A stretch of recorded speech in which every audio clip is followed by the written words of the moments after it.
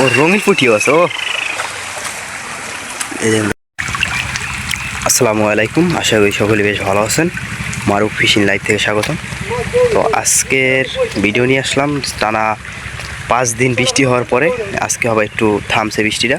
তো দেখেন এই পুকুর দিয়ে অনেক মাছ উঠতেছে, আপনারা হয়তো ক্যামেরায় হালকা পাতলা দেখতে পারছেন যে অনেক পুঁটি মাছ দৌড়েছে। এর সামনে দেখেন অনেক বড় একটা খুসনি জল পাচ্ছে, যে ওই খুসনি জলে অনেক মাছ ডুববে, আপনাদেরকে দেখাবো। আগে অনেক মাছ ছুটেছিল, পুঁটি মাছ আরও অনেক বাইং মাছ, অনেক প্রচুর মাছ। দেখেন একটাও জাল পাচ্ছে। এই জাল এই যে দেখেন বড় মাছ এই জায়গায় হয়তো এখন নামবে। আপনারা এখন দেখতে পাবেন যে এই জাল উঠে বেশ চাচায়। দেখবো কী মাছ পায় আজকে, আপনাদেরকেও দেখাবো। তো সম্পূর্ণ ভিডিওটা দেখে যাবেন। আজকে পুঁটি মাছের ভিডিও অনেক সুন্দর হবে। দেখেন পুরো তলিয়ে গেছে, বড় একটা পাট তলিয়ে তারপর পানি আসতেছে।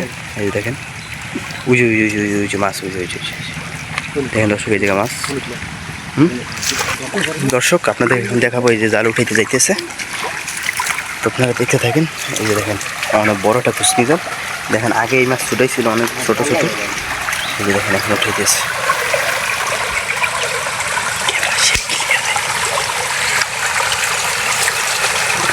পানির স্রোতটা কি দেখেন দর্শক, আল্লাহকে মাছ ধরেছে এইগুলো উপরে উঠে যাওয়া।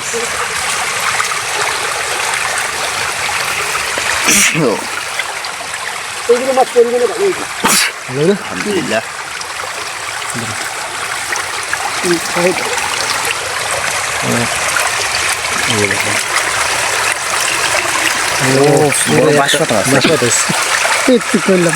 চ্যাং মাছ আছে একটা, ও রঙিন পুঁটিও আছে। ও